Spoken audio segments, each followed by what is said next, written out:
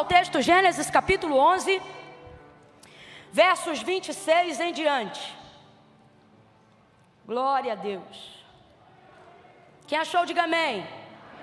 Nós vamos romper, tá bom? Depois da leitura do 11, vamos entrar no 12 continuando, tá? Glória a Deus. Diz assim o texto: viveu Terá 70 anos, e gerou a Abrão, a Naor e a Arã. E são estas as gerações de Terá. Terá gerou a Abrão, a Naor e a Arã. E Arã gerou a Ló. Morreu Arã, estando seu pai, Terá, ainda vivo na terra do seu nascimento, em Ur dos Caldeus. Abrão e Naor tomaram mulheres para si. O nome da mulher de Abrão era Sarai, e o nome da mulher de Naor era Milca, filha de Arã, pai de Milca e de Isca. Sarai era estéril, não tinha filhos.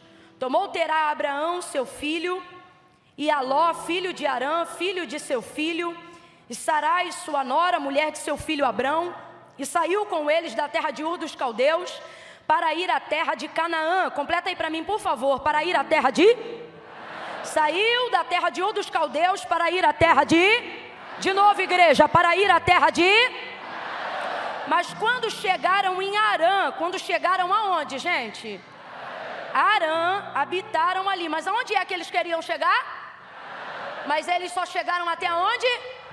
Pronto, agora vamos para o verso 1 do capítulo 12. Ora, disse o Senhor a Abrão: sai da tua terra e da terra da tua parentela e da casa de teu pai, para a terra em que eu te mostrarei. E farei de ti uma grande nação, e te abençoarei, e te engrandecerei o nome, e tu serás uma bênção.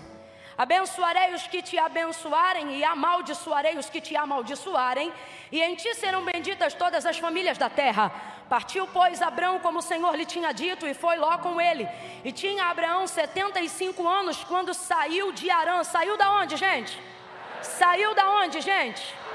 E Abraão levou consigo Sarai, sua mulher, e Ló, filho de seu irmão, e todos os bens que haviam adquirido, e almas que o Senhor lhe havia acrescentado em Arã. E saíram todos para a terra de Canaã, e lá chegaram. E você diga amém. Diga amém por essa palavra. Aleluia. Glória a Deus. Aleluia. Eu vou contar de 1 a 3. Quando eu disser 3, vou lhe pedir para liberar uma palavra profética. Uma palavra que determina o rumo daquilo que Deus nos confiou como verdade acerca do nosso futuro para essa noite. Você sabia que a reunião daqueles que se reúnem para adorar o Senhor... Vou pedir para segurar o fundo só um pouquinho, mas fica aí comigo, tá? Quando eu olhar para tu, que tu vê que eu estou tomado, tu é tomado junto comigo, tá? Não vai embora não, fica aí. É só os primeiros 15 minutinhos. Quando nós nos reunimos, Deus ele quer falar conosco sobre o futuro. Não são só palavras motivacionais, de ânimo ou num profético distante, não. Tem gente que diz assim: ah, Camila, mas o amanhã a Deus pertence. Sim, e você pertence a quem? Então não seria conveniente que você soubesse sobre as coisas do amanhã? Só que a maioria das vezes, se a gente chegar aqui agora e perguntar para as pessoas assim: você sabe aonde você vai estar daqui a 1 ano? Você sabe o que vai acontecer daqui a 2 anos em sua vida? Não, Camilo, o homem faz planos, mas a resposta vem de Deus. Há uma série de argumentos que as pessoas utilizam, até bíblicos, para tentarem contrariar uma verdade que não deveria ser contrariada. Qual? Você deveria ser conhecedor do seu futuro. Você deveria sim saber aonde você vai estar daqui a um tempo. Você deveria sim ter um planejamento a curto, a médio e principalmente a longo prazo. Você não tem que deixar a vida te levar. Quando o Senhor criou o homem, Ele não disse vive, Ele disse governe.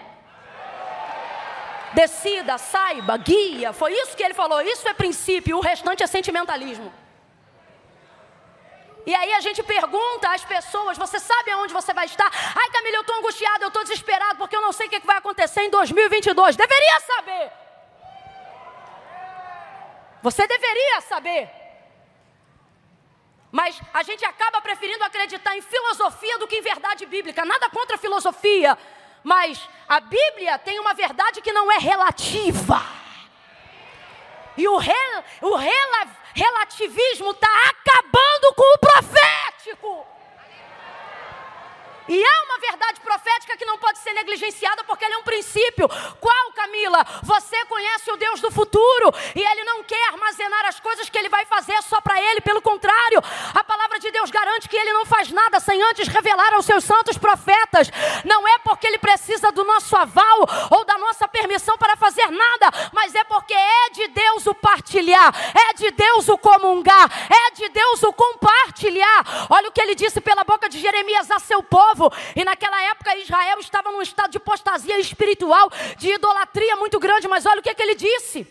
Ele disse assim: Jeremias, manda o meu povo clamar. E falando acerca do futuro, ele disse a Jeremias: clama a mim. Agora veja, o clama a mim está na conjugação do presente. Clama a mim. Veja aí, quem conhece um pouquinho de português sabe. Clama é agora, é presente. Clama a mim e responder-te-ei. Ok, clamar está no presente, mas responder-te-ei está onde? Está onde? No futuro. Olha a orientação de Deus a Jeremias em tempo de apostasia. Olha a orientação de Deus a Jeremias em tempo de escassez de fé. Olha a orientação de Deus a Jeremias para orientar o povo em tempo onde o povo estava se esquecendo quem era Deus. Clama a mim, quando? No futuro não. Um cristão não espera nada acontecer para saber o que ele vai fazer. Não, ele está pronto, ele está preparado. E quem não está preparado é porque está negligenciando uma série de verdades bíblicas. Aí ele diz no presente: clama a mim e responder-te-ei. O que ele está dizendo? Você clama a mim hoje e eu vou te falar coisas sobre o futuro. Mas para você conhecer o futuro, você precisa se relacionar comigo quando? No presente. Aí ele continua: clama a mim, responder-te-ei e anunciar-te-ei. Anunciar-te-ei o que, gente? Coisas, quem sabe? Vamos lá, coisas. Por que você tem esperado coisas tão pequenas de um Deus tão grande? Você está gastando tempo no seu relacionamento com Deus, pedindo para Deus coisas que você podia fazer.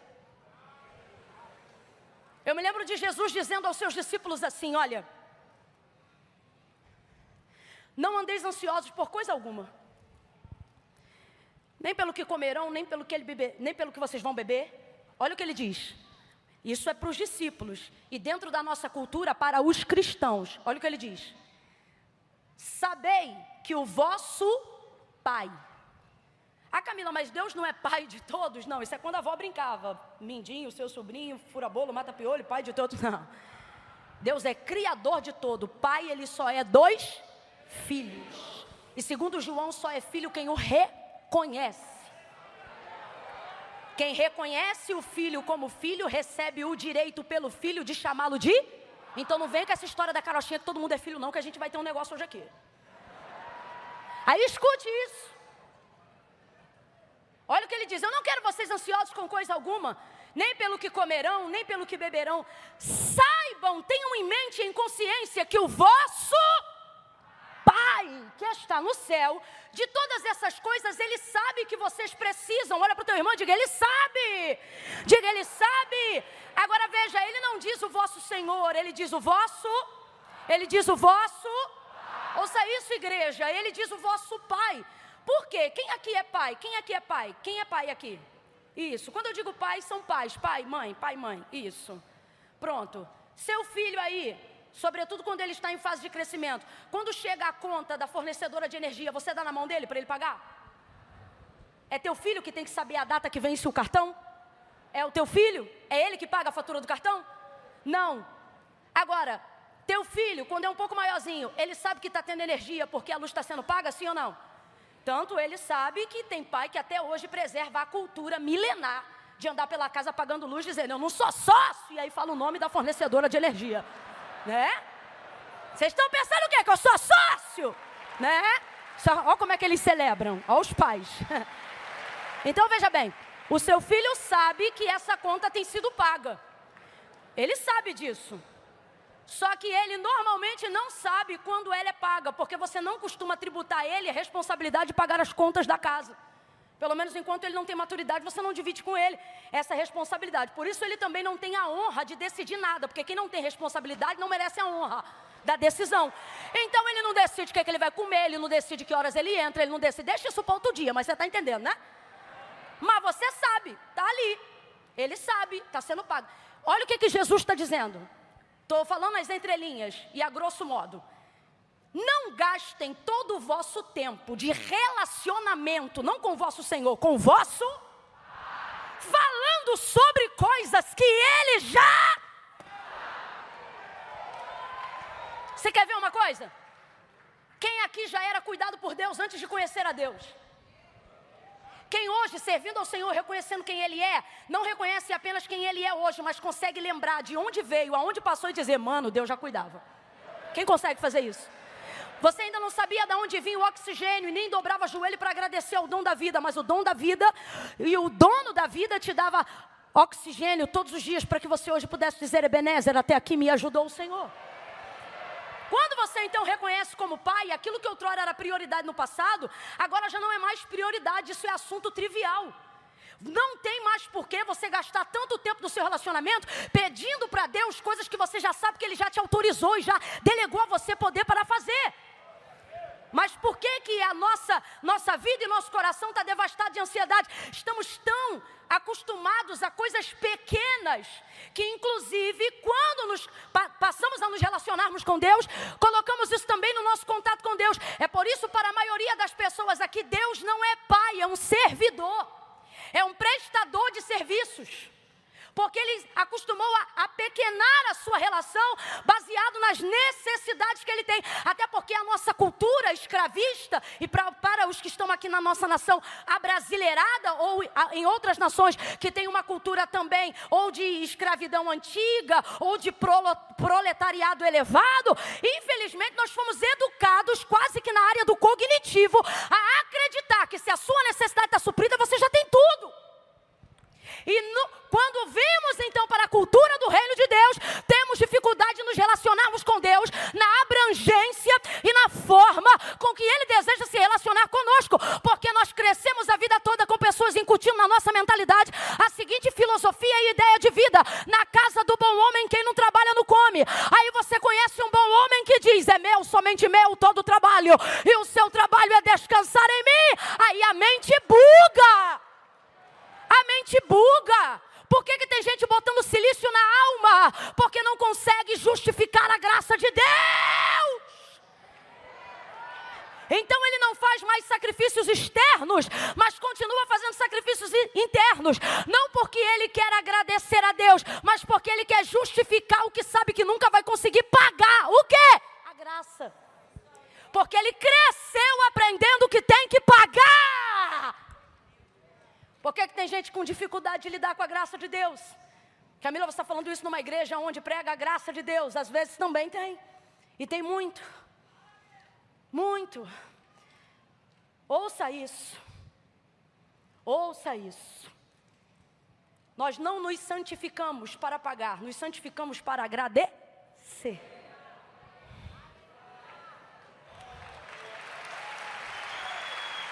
Logo, não é obrigatoriedade, é consciência. Oh, meu Deus. Volta para o futuro e eu volto para Gênesis. Então ele diz, clama a mim. Se relacione comigo, porque eu sou um Deus que quero fazer coisas. Vem, igreja, eu quero fazer coisas. Mas você só se relaciona comigo para falar de conta de luz. Você só se relaciona comigo para falar de enfermidade. Eu vejo Paulo falando do espinho na carne, fez até campanha. Coisa rara era Paulo fazer campanha para um assunto. Porque um cara que tem muita intimidade com Deus, normalmente não precisa tanto de campanha. O cara já fala com Deus todo dia, fala com Deus direto, e isso potencializa a oração, o relacionamento dele com Deus. Isso é normal. Então, eu fui uma das poucas vezes que a gente viu Paulo fazer campanha, porque o espinho na carne o atormentava.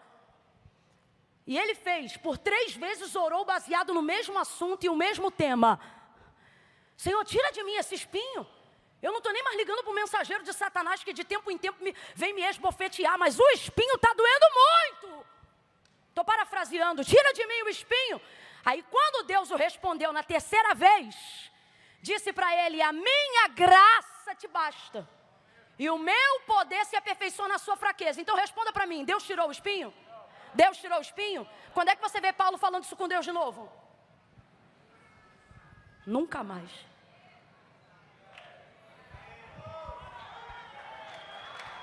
Vamos falar de outras coisas.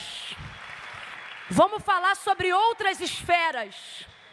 Vamos falar sobre outra. O Senhor está dizendo, eu não tenho problema nenhum de continuar sendo mantenedor do teu feijão, de continuar sendo mantenedor no teu combustível. Não se sinta envergonhado por isso, porque eu sou o teu. Mas quando for para estreitar relacionamento comigo, vamos falar de coisas que o dinheiro não compra. Vamos falar de coisas que network não faz. Vamos falar de coisas que transitam acima da economia. Eu não estou falando sobre a sua comunicação com os homens, abre a mente.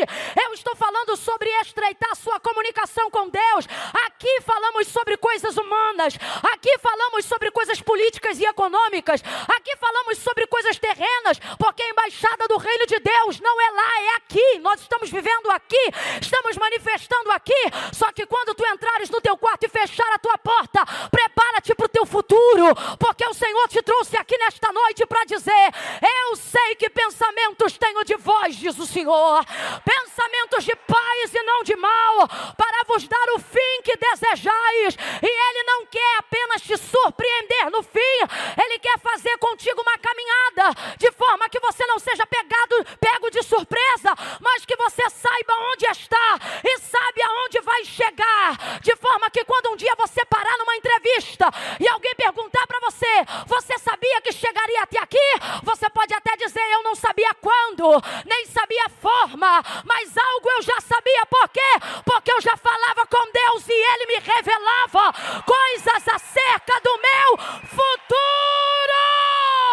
Deus quer revelar o teu futuro. Olha para quem está do teu lado e diga, Deus quer revelar o teu futuro. Eu quero olhar para essa geração que está aqui na minha retaguarda, 8, 9, 12, 14, 16, 18, e dizer que vocês têm anos de vantagem na nossa frente, por receberem essa palavra de conhecimento, por receberem essa revelação bíblica. Camila, eu não estou entendendo. Hoje ainda, antes desse culto acabar, vocês que estão aqui em cima, não saiam por aqui dizendo, somos filhos dos crentes. Não, somos os profetas dos quais Deus vai revelar o futuro da nação, o futuro do ministério, o futuro da nossa vida. Sacode alguém aí de novo e diga para ele ou para ela, Deus, bora, grita, diga Deus. Não, você não está gritando não, Camila, que a gente não é de gritar, não era, porque hoje vocês trouxeram alguém pentecostal até o tutano. Vai gritar, olha para quem está do teu lado e diga, Deus quer revela o teu futuro. Receba abertura de mente, receba abertura de visão, receba entendimento. Eu declaro sobre a vida daqueles que acreditam e que estão debaixo dessa palavra, que tudo que o jornal for revelar daqui para o final do ano, como notícia para quem entra no quarto e tem porta fechada, vai ser notícia velha. Você vai estar antecipado.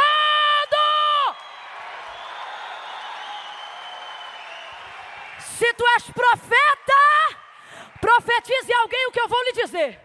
Se não és, entra na roda. Porque quem não é profeta, quando está na roda, profetiza também. Oh meu Deus do céu. Quando eu disser 3, você vai sacudir o ombro de alguém e vai dizer assim, 1 ano. Calma que eu não contei até 3 ainda, agoniado, espera. Ouviram? Vou contar de 1 a 3. Quando eu disser 3, você vai sacudir o ombro de alguém. Ai, mas eu não gosto que me toque. Ah, irmão, num ambiente desse, então ficava em casa. No 3, você vai sacudir e vai dizer assim, 1 ano. Eu podia dizer 10, eu podia dizer 5, só que nessa noite, eu vou dizer 1. Sabe por quê? Não quero que Deus dê tanto para você ficar confuso, nem pouco para você se achar menor. 1 ano eu acho que é o suficiente. O que, Camila? Vou pedir a Deus agora. Lembra aquela hora que eu falei que Deus ia me tomar, te tomar? É agora. Cadê o baterista? Tá onde ele? Tá aqui ele. Tá vindo? Tem pressa não.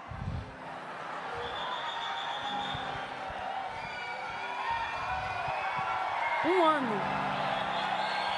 Camila, um ano pra quê? Mas aqui, ó. Nós vamos entrar. Pega aí um negócio bem pesado. Eu quero coisa pesada, menino. Isso. Eu quero fazer igual os americanos hoje. Eu quero dar lugar assim, ó. Tem assim, tipo, igual órgão. Tem esse som igual. Isso, menino bom. No 3. Não tá acabando não, tá só começando.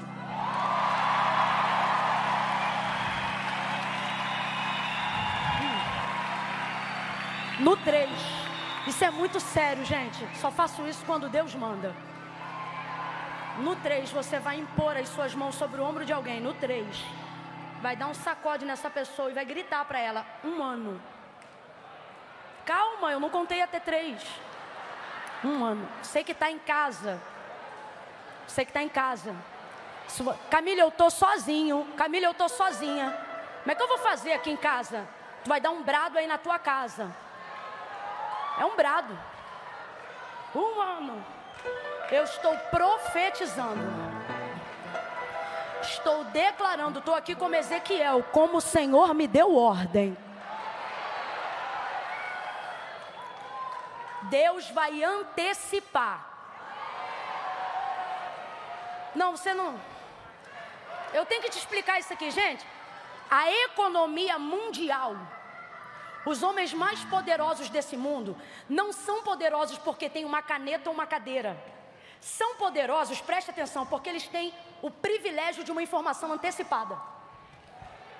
Tudo que você vê no jornal, ou tudo que você vê acontecendo no mundo, no tempo que você enxerga, ou seja, quando é noticiado de forma pública e geral, essas pessoas normalmente, não tenha dúvida, já sabiam disso 1 ano antes. E eu nem estou falando de gente graúda, estou falando de gente mais ou menos.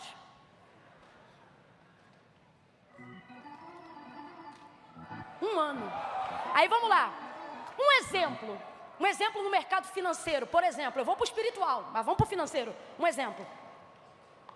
Imagine uma pessoa que tem um direcionamento do céu. Pode mandar auditoria fiscal ir lá que não vai ter licitação errada. É direcionamento do céu. Perguntar, rapaz, como é que esse cara aqui sabia? Sabia o quê? Sabia que essa ação aqui estava baixa e em 6 meses ele comprou, porque depois de 6 meses isso aqui ia ficar alto. Mas quem sabia disso aqui? Manda a auditoria vir aí, vai lá na tua empresa, vai ver tudo, não vai dizer nada. Por quê? Porque não é gente aqui da horizontal. Informação privilegiada, antecipada de verdade, não vem da horizontal, vem da vertical. Quem lembra de Eliseu no comando do exército? Quando o rei da Síria se levantou? Direita, fechava a direita. Estou dando exemplo. Esquerda, fechava a esquerda. Aí disseram, quem é o traidor que está aqui no nosso meio? Auditoria do reino. Quem é o traidor que está aqui? Aí alguém se apresenta e diz, não tem traidor. O problema é que tem um homem lá. Que ele não precisa de contato na horizontal. Porque esse homem tem um contato direto. Não, gente, olha, quem não crê, coma menos. Mas quem crê, se liga nisso aqui.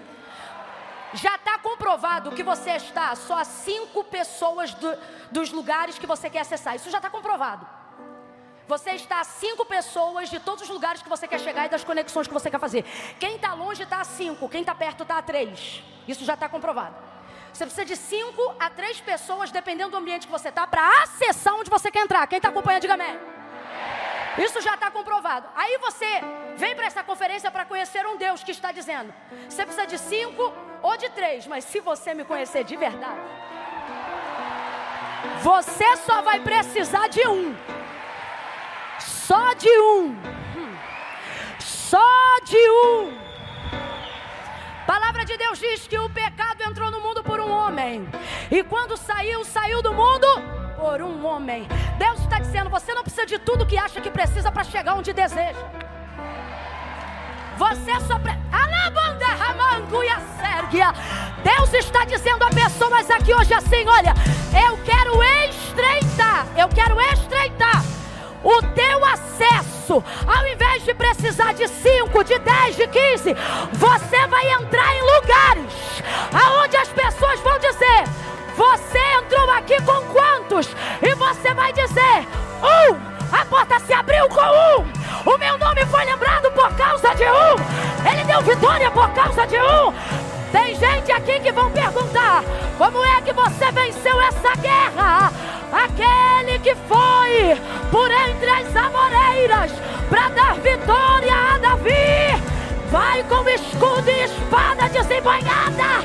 Eu não sei para quem, mas Deus está dizendo a alguém aqui: segura aí. Deus está dizendo assim: 1. Senta que senão me irrita, parece que quer que eu acabe agora. Eu estou brincando. 1. Diga de novo: 1. Diga assim comigo: 1 ano. 1 ano. Uma pessoa. Eu não estou dizendo que Deus não vai usar pessoas. Só que você não vai precisar fazer o que todo mundo faz para chegar onde Deus quer que você chegue. Pessoas vão lembrar do teu nome. Quer te contar uma história que aconteceu comigo? Tem gente que prega muito melhor, é muito mais consagrado, tem uma vida muito mais, né, diante de Deus. A gente reconhece isso, não tem dificuldade de reconhecer isso não. Eu me lembro de eu chegar em lugar, mas quando Deus quer fazer, e quando você preserva o seu contato com 1, eu não tinha esse negócio de pedir aqui, vai ali, não sei o que. Mas é amigo, não tenho até hoje. Não tenho esse negócio. Eu me lembro de eu chegar em lugares e ficar tão chocada de estar num lugar grande e tal, e de honra, de eu perguntar para a pessoa, de eu cutucar assim o pastor, falar assim: pastor, mas o que levou o senhor a me trazer aqui? E o cara olhar para mim, dizer assim: menino, eu estava vendo lá uns vídeos, daqui a pouco apareceu o teu. Não estou falando de hoje, estou falando de mais de 10 anos atrás, quando realmente ninguém sabia. E a pessoa dizer assim, e Deus falou assim: traz ela. E eu colocar na reunião de obreiros aqui e falar: ó, Deus mandou trazer. Mas quem é? Quem indicou? Quem conhece? Ninguém conhecia. Me lembro de pregar num congresso de oração de 80 anos. Quantos anos eu falei? Eu tinha 22 anos. O congresso tinha 80, eu tinha 22 anos. Foi a primeira vez que uma mulher subiu na tribuna da igreja. Imagina, com a cara de 22 anos. Porque se essa cutis é assim hoje, imagina com 22 anos. Aí escute. 22 anos. As irmãs choravam antes de eu pregar. Só quando eu cheguei eu pensei: Deus, que povo quebrantado. Não era. O choro delas não importava nem se eu ia pregar ou o que eu ia pregar. Era o fato de ver uma mulher. Era o fato de ouvir pela primeira vez esse barulho aqui, ó. Pela primeira vez. Subindo numa tribuna. Você acredita nisso? Não, eu só estou contando isso aqui. Não é para vanglória, não. Que eu não quero que a presença de Deus saia daqui, não. Eu estou falando isso aqui para dizer que às vezes você acha que precisa de um monte de contato para chegar. Tem gente aqui se colocando em posições que tem desagradado ao Senhor, quebrando princípios para ver promessas se cumprirem, quando Deus na verdade está dizendo: sem princípios não haverá cumprimento de promessas. Veja isso. E Deus hoje te trouxe aqui para dizer: eu vou encurtar teu contato, vou usar pessoas, mas sou eu que vou inclinar o coração dessas pessoas. Vai ter gente chegando lá na obra onde você é missionário, na igreja onde você é pastor, pastora. E quando você perguntar: como é que você veio? Quem te falou daqui? Ninguém. Eu estava passando aqui na porta e ouvi uma voz me dizendo: entra. Você vai contar testemunhos assim. 1 ano, preparei, nós vamos profetizar. 1 ano para quê, Camila? Você vai ter uma visão antecipada acerca do futuro em 1 ano. Eu estou declarando aqui debaixo de fé. Camila, mas eu não estou crendo não. Então não precisa crer, porque eu não estou indo na tua fé, estou indo na minha. E eu vim crente à beça hoje. Vim crente à beça. Não, Camila, mas eu não tenho que ter fé para crer. Depende de quem está profetizando.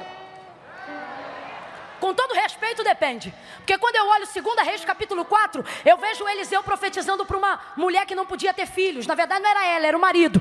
Aí ele olha para ela e ele diz assim: neste tempo determinado, que tempo era esse? 1 ano! Olha o que ele está dizendo. Cabo de 1 ano, sabe o que isso significa? Tempo determinado, sabe o que isso significa? É ele dizendo, entre a palavra que você vai ouvir agora, até o cumprimento, uma criança vai estar em teus braços. Se eu pudesse traduzir, o que ele estava dizendo, literalmente é isso aqui, ó. Não vai passar 365 dias dentro do nosso calendário, até que essa palavra não apenas se cumpra, mas ela seja uma realização literal e concreta nos seus braços. Tempo determinado é prazo de 1 ano. Completa aí. Tempo determinado é prazo de 1. Ela não creu. Ela não creu. Quando ele disse, tu conceberás e darás à luz a um filho, ela não disse glória, ela não disse aleluia, ela disse, não, meu Senhor, homem de Deus, não mintas a tua serva. Então responda para mim, quando ele profetizou, houve nela manifestação de fé? Responda aí, houve nela manifestação de fé? Você quando ouve alguém contando 2 Reis capítulo 4, você dá glória, você dá aleluia, mas ela manifestou incredulidade. A palavra dela não foi sim, não foi yes, a palavra dela foi não. Homem de Deus, não mente. Responda para mim, ela teve o filho ou não teve? Cumpriu ou não cumpriu? E por que cumpriu se ela não creu? Isso aqui é uma palavra que faz quem é profeta, segura, faz quem é profeta sentar na cadeira e se perguntar se é Deus que está falando mesmo. Porque quando é Deus que manda falar, irmão, estou falando de profecia, tá? Não estou falando do uso da fé, estou falando do uso da profecia. Quando é Deus que manda, ouça isso, ela não creu, mas cumpriu ou não cumpriu? Aconteceu ou não aconteceu? Aí eu te pergunto, Deus está contando com a fé dela? Mas por que realizou assim mesmo? Porque quem profetizou foi? Quando você está autorizado por Deus a liberar uma palavra, Deus não conta com a fé de quem recebe, Deus conta com a fé de quem libera. Quando você está autorizado a liberar uma palavra, Deus usa a fé de quem libera e não a de quem recebe. Eu vou perguntar de novo, ela creu ou não creu? Creu ou não creu? Mas recebeu ou não recebeu? Não sei se você está entendendo, a atmosfera aqui está tão séria, que Deus está dizendo, até quem não crê está debaixo da nuvem de quem está profetizando. Você vai contar testemunho. E o primeiro testemunho que eu libero, que vai marcar a tua vida, é que Deus vai te visitar com uma visão privilegiada. E você vai ter informação antecipada de 1 ano. Para quê, Camila? Para eu ficar surpreendido? Ou melhor, para eu não ser surpreendido? Não, para ao acontecer você está preparado. Quando tudo que há de vir sobre o mundo vir, quando os rebeldes se manifestarem, quando os traidores se assentarem à mesa, você vai saber quem é o traidor antes dele te trair. Você vai saber quem vai se rebelar antes da rebelião. Não estou dizendo que não haverá luta, só que haverá uma guerra. É onde você não estará em desvantagem. Quando o inimigo se levantar contra ti por 7 caminhos, ele vai ter que fugir da tua presença. Olha para quem está ao teu lado e diga para ele, 1 ano. Em 1 ano você vai estar preparado como nunca, crente como nunca, avivado como nunca, renovado como nunca, inteligente como nunca. Oh, aleluia!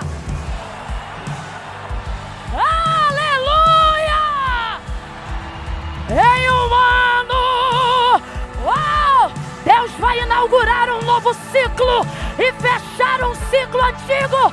Quem recebe isso, reaja diante da palavra. Quem não recebe, eu profetizo. Eu declaro uma mente privilegiada, informações privilegiadas. Mas segure aí. Isso é só para quem quiser estreitar relacionamento.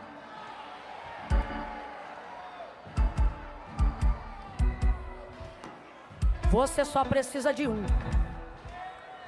Eu não estou dizendo que Deus não vai usar a gente, abre a mente. Só que Deus está dizendo, a partir de hoje na tua vida, contar 100% com alguém, vai ser comigo, diz o Senhor. Vai andar comigo, vai contar comigo, vai conversar comigo.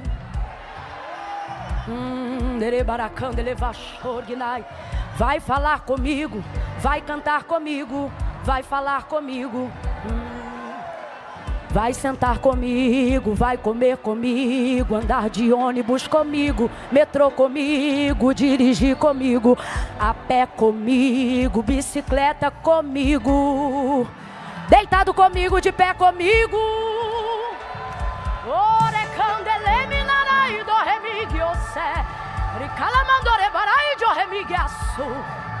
Segura aí. Um ano. Deus está falando aqui pra gente. Estreita comigo, que eu vou te colocar à frente de tudo o que vai acontecer um ano antes. Ouça isso. Vamos aqui para o contexto para entender sobre o futuro que Deus quer revelar. Segura só um pouquinho, rapaz, senão vai me dando um negócio. Segura aí.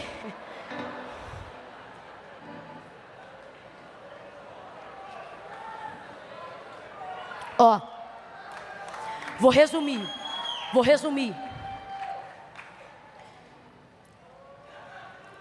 Terá é pai de 3 filhos homens. Abraão primogênito, Naor o do meio e Arão o caçula. Sintetizando a genealogia para você não achar confuso. Terá é o pai de 3 homens, 3 filhos homens. O primeiro é o Abrão, que a gente chama de Abraão. O segundo chama-se Naor e o caçula chama-se Arã.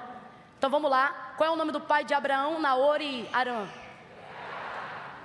Quantos filhos ele teve? Qual é o nome dos filhos? Arã é qual? O Apesar de ser o caçula, foi o seu ramo mais frutífero para a filiação. Arã foi pai de Ló, aquele sobrinho de Abraão. Ele teve um filho. Isso deu tanta alegria para o seu pai e para a sua casa. Foi o primogênito rebento da família. Só que o texto não diz qual é a causa da morte. Não precisa dizer. A dor aqui, que não importa qual é a causa, é o fato de ter morrido. Morreu justamente o caçula. Aquele que normalmente tende a ser a alegria, né? O ramo novo que traz um frescor, uma novidade para casa.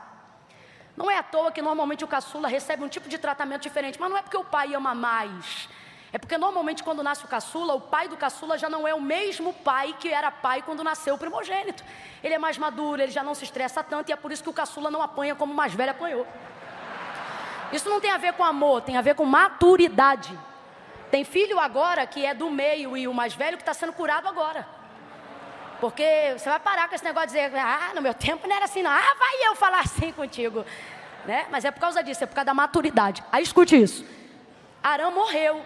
Terá ficou desnorteado como qualquer pai ficaria. Ao invés de continuar tratando Ló como neto, ele vai fazer agora até o que dentro de um sistema jurídico costuma acontecer. Se, sobretudo dentro da cultura judaizante, se o pai não está ali para suprir, quem entra em ação é o avô. Então, na verdade, ouça isso, Terá não vai cuidar de Ló como se fosse neto, mas vai dar continuidade cuidando de Ló como se fosse o seu, por causa da ausência do seu pai. A dor da morte de Arã vai mexer tanto com a realidade de Terá, e só quem já passou aqui pelo luto vai entender o que eu estou falando, que ele tem necessidade de mudar a sua geografia. Por quê? Porque ele na verdade vive dentro de uma geografia onde ele viu os seus filhos crescerem ali, nascerem ali, e agora um dos seus filhos morreu ali. Então, qual é a situação de de Terá? É a situação de um pai que para cada canto que olha tem a memória do seu filho afetada pela dor da perda. Então ele decide mudar de geografia. Só que você sabe que essa é uma verdade. Não é porque você sai do lugar da dor que significa que a dor vai sair de dentro de você, mas é verdade que ajuda. Mudar a geografia ajuda. Isso aqui é o instinto de sobrevivência de Terá para tentar combater o trauma, a dor do luto do seu filho que morreu. Lembre aí agora, qual era o nome do filho que morreu? De novo, qual era o nome do filho que morreu? Guarda essa informação aí. O nome do filho que morreu era Arã. Então ele vai sair daquela região geográfica para tentar esquecer a memória da dor do filho, porque aquilo ali afeta muito ele. Só que ele vai dar continuidade à sua família, ele vai mudar de lugar, mas não vai abandonar a família, ele vai arrumar tudo, vai arrumar todo mundo, vai desmontar a tenda. E ele diz: olha, nós temos já um lugar para ir. Ele já tinha um lugar pré-determinado para onde chegar. É por isso que eu não tenho coragem de falar mal de Terá, pai de Abraão, mesmo não tendo ele chegado em Canaã, porque o homem é muito visionário. Olha isso, gente. Em Gênesis 12 você vê Deus falando com Abraão que ele vai chegar em Canaã. Na verdade ele não diz Canaã, mas Deus vai determinar Canaã. Agora Deus fala com Abraão e conduz ele lá. No caso de Terá, não. Você não vê a voz de Deus se manifestando a Terá para dizer que ele vai para Canaã. Mas Terá é tão visionário, que ele mesmo, numa perspectiva natural, consegue ter inteligência o suficiente para entender que Canaã é o melhor destino para levar a sua família. Aí ele mesmo vai dizer: ó, nós vamos sair daqui e vamos para Canaã. A primeira vez que você vê Canaã sendo mencionado como lugar de destino, não é por intermédio de Deus quando fala com Abraão, mas é por intermédio de Terá, pai de Abraão. Ó a visão do cara. Vamos para Canaã. Arruma as malas, a família muda a geografia, parte caravana, todo mundo para chegar em Canaã. Duas realidades que você precisa aprender quando Deus te abrir a visão. Primeira, nunca decida para onde você vai. Você não vai conseguir chegar lá se primeiro você não tiver humildade para reconhecer aonde está e por que tem que sair. Ele vai sair do lugar da dor dele, ele precisa sair de lá. Quem aqui tem GPS no telefone, Waze, Google Maps, sabe do que eu estou falando, quer ver? Você pode colocar um lugar que você conhece aonde quer chegar, conhece o endereço, o nome da rua, o número da casa, do estabelecimento, conhece de cor. Ah, eu quero chegar em tal lugar. Aí você vai lá e escreve o lugar de destino. Se não tiver rede, internet, para fazer a localização de onde você está, por mais que o endereço da chegada esteja correto, ele traça a rota? Ele traça a rota? Porque ninguém chega onde quer chegar se primeiro não conseguir reconhecer aonde. Humildade para quem vai andar. Humildade para quem sabe aonde quer chegar é indispensável para te dar uma boa caminhada. Segunda coisa, ele sabe aonde ele está e ele parte de lá. Vai para Canaã, só que olha o que vai acontecer. No caminho indo para Canaã, ele tem um vislumbre do futuro. Ele quer chegar em Canaã, ele se vê em Canaã, mas a gente vai aprender uma segunda lição. Vontade de chegar não é o suficiente para determinar que você chegará. Visualizar não é o suficiente para determinar que você vai chegar. Terceira coisa, saber o destino não te dá garantia da caminhada. Ele sai de onde está, sabe onde quer chegar, mas infelizmente ele não chega. E a gente vai entender agora o porquê que ele não chega. Não é porque faltou combustível, não é porque faltou energia, não é porque faltou força, não é porque faltou mapa, não é porque faltou companhia, não é porque a família não quis chegar, não é porque não faltou apoio. O texto diz, rapaz, olha isso, o texto diz que caminhando para lá, indo para lá, para Canaã, ele vai passar por uma região geográfica cujo nome era Arã. Quem lembra, gente? Arã era quem? Que filho? Que aconteceu o que com ele?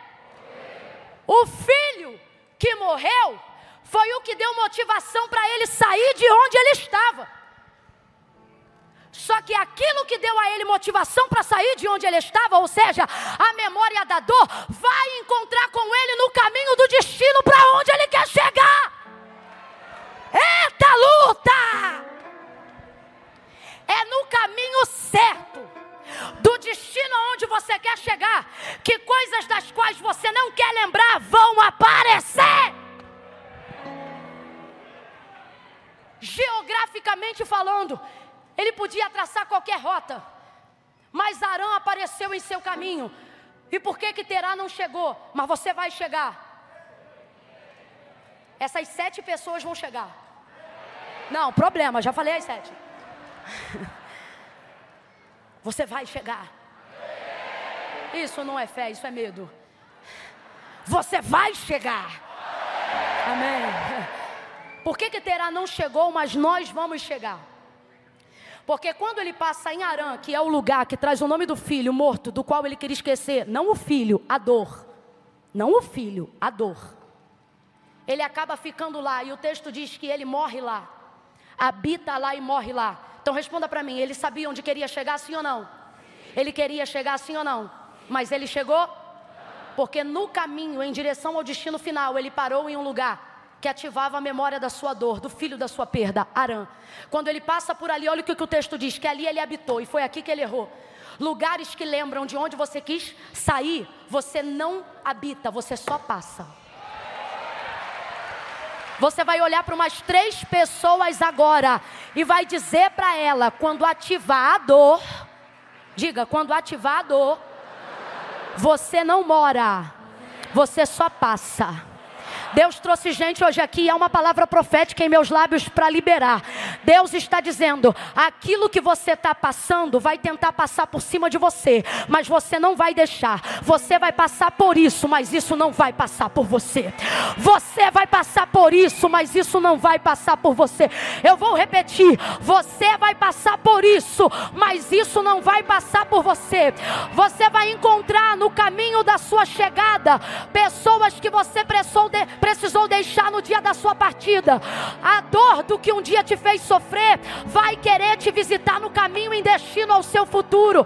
Ameaças de história, do que você já viveu, de doenças que você venceu, de coisas que você tentou superar e superou, vão tentar te encontrar no caminho. Sabe por quê?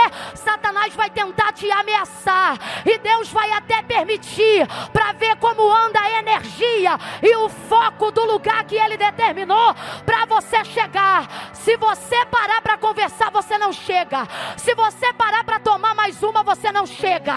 Se você parar para dançar só mais uma vez, você não chega. Se você parar para ter só mais uma noite, se você cheirar essa carreira, só essa noite, o Deus está falando comigo, Deus está mostrando agora uma mesa, uma pessoa me assistindo online agora, a carreira está na mesa, você já montou e você disse a última. Deus disse não, a última foi de manhã, joga isso fora.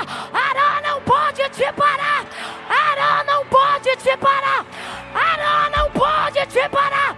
Uou! Bota a mão no ombro de alguém e diga, não mora, não mora. Passa, passa, manda tchau de longe, beijo de longe, abraço de longe. Você está numa caminhada e não pode parar. Não deixará te enganar. Se eu tivesse lá, eu ia dizer, Terá, esse lugar não representa seu filho. É apenas um nome, Terá. Saia daí. Alivia o compressor para mim, só um pouquinho, por favor. Terá, esse lugar não é seu filho, é só uma memória. Uma memória que ativa a sua dor. E por que a gente tem certeza do que está dizendo aqui à luz da psicologia? Por que a gente tem certeza disso? Porque ele passou por muitos lugares, mas só parou em Harã. Porque tem coisas que você só descobre na tua vida que você está resolvido com aquilo quando tu passa de novo. Por isso que às vezes Deus permite uma ameaça que não vai cumprir. Ele só quer testar se tu superou. Ei, baravacho. Camila, será que Deus faz isso? Direto! Com Abraão então? Aqui, Abraão, me dá teu filho, teu único filho.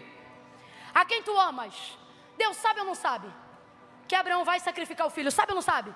Mesmo assim, deixa ele cortar lenha, amolar cutelo, subir um dos montes de Moriá. Quando ele já está pronto para imolar. Ai, Deus. Deus quando é bom, mas quando é terrível, Ele é melhor ainda. Aí ele diz assim, Abraão! O homem está tão focado que ele diz de novo, Abraão! Não faça isso! Ué, o Senhor mandou fazer, mas estou mandando não fazer mais?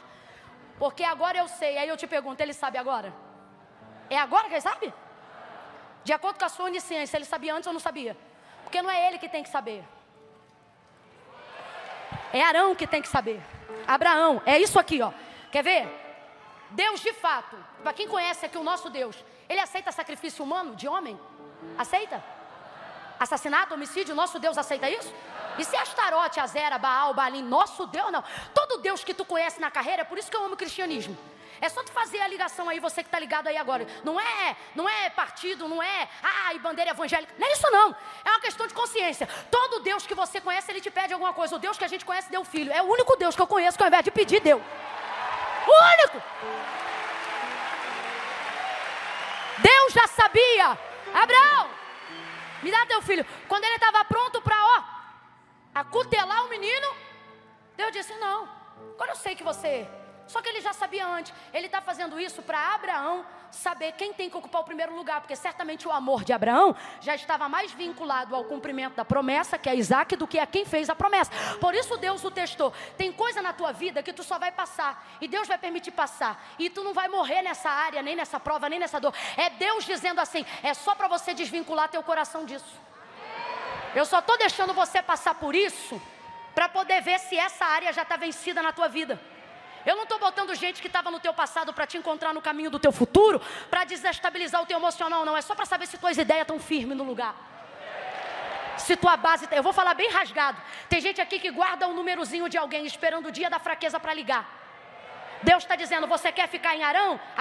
Guarda o número. Quer mudar a história da tua vida? Queima esse chip e troca de telefone, muda a tua história. Supera isso. Sai disso. Estou guardando o contato A, porque se o B não der certo, ainda tem o C. O Senhor está dizendo, larga o A, o B, o C. Vai para o J de Jesus Cristo. Com Ele não tem plano A, nem B, nem C. Agora preste atenção, porque isso Deus falou no meu coração. E eu compartilho aonde Ele me manda. E aqui Ele tem me autorizado a fazer isso. Quando eu vejo Terá parado em Arã, eu vejo ele morrendo na metade do caminho. Eu vejo ele deixando de viver a realização de Canaã na metade do caminho.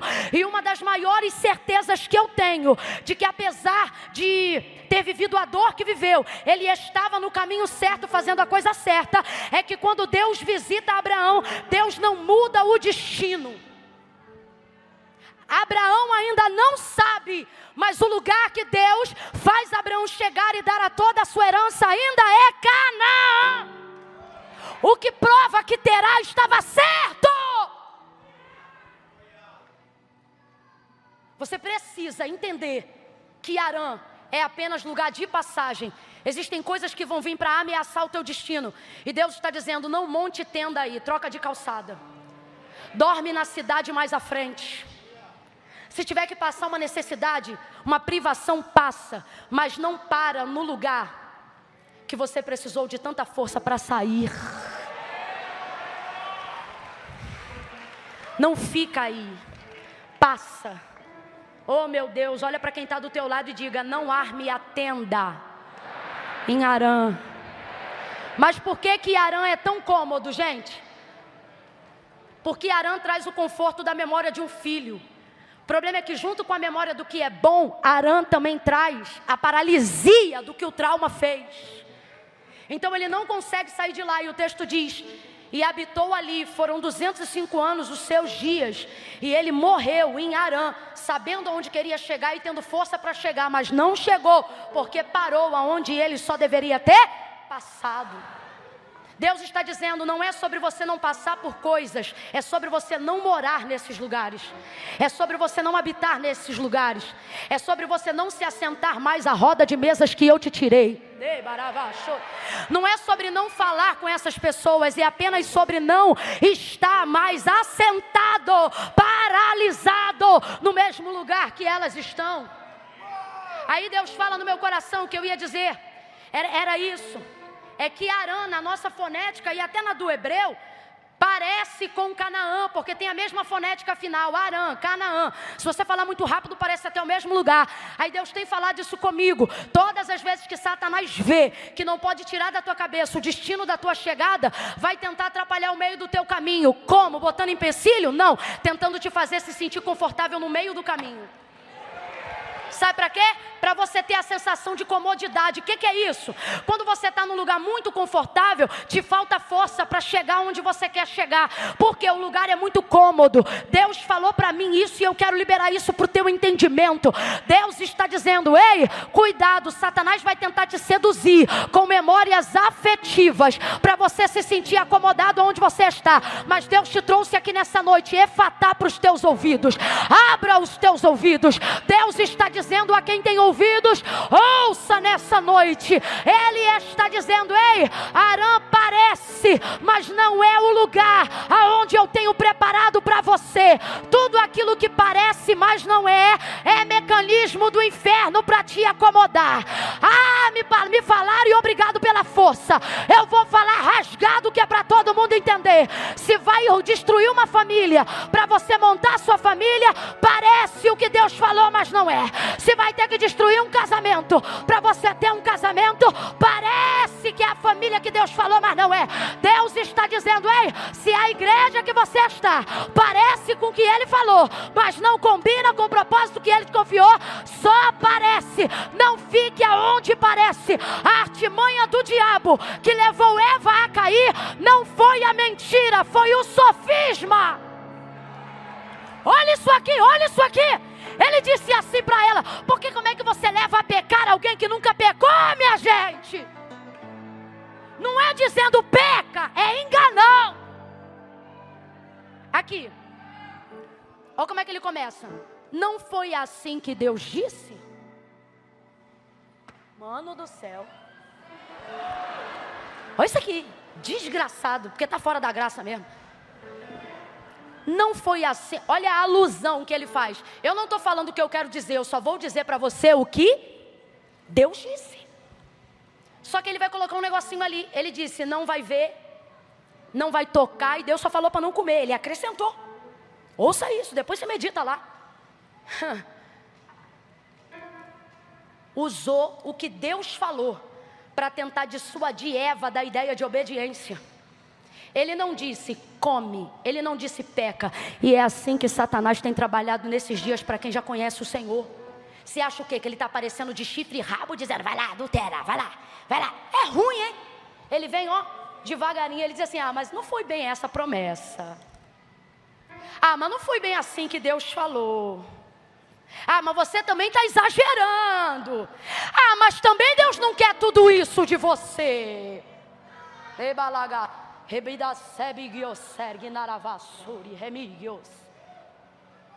Só que se você sabe aonde você quer chegar, você não pode ficar onde se parece. Com todo carinho, aproveitando a liberdade, olha para quem está do teu lado em bom carioquês e diz: vaza. Vaza de Harã. Vaza de Harã. Sai dessa terra de procrastinação, de inconstância, de falta de foco, de mornidão. É melhor estar num lugar frio do que estar no morno. É melhor estar num lugar quente do que estar no morno. Ele disse a Laodiceia: porque tu não és quente ou fria. Era melhor que fosse quente ou fria, porque mudar teu estado do avesso é mais fácil do que te convencer da mornidão. O morno é acomodado e é preocupante, sabe por quê? Ele não é o frio esquentando, ele é o quente esfriando. Vaza dessa mornidão, sai dessa terra de acomodação.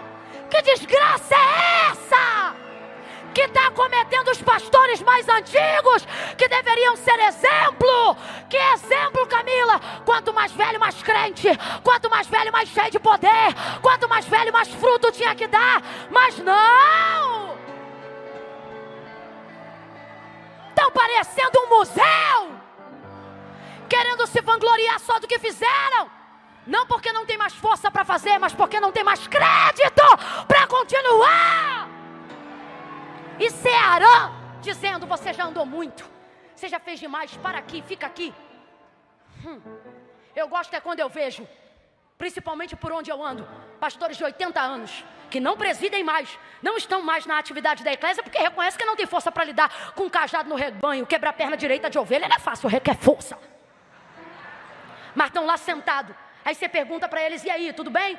Tudo bem. E aí, o que quer fazer? Quer ir para Jericoacoara? Quer ir para não sei o que? Eles dizem assim: quero abrir mais uma obra. Você diz assim: rapaz, se você conseguir chegar no banheiro, você já está feliz? Mas não, os caras, visionário para frente, sabe por quê? Do lado de fora perece, dentro um fogo consome. É uma unção, é uma unção. Me lembro de chegar um pastor, 70 anos de idade, Cheguei numa igreja para pegar no interior da Bahia, muito mal, muito enferma. Uma febre que dava calafrio. Fiquei com medo de dar uma convulsão. Nunca tive uma febre tão alta.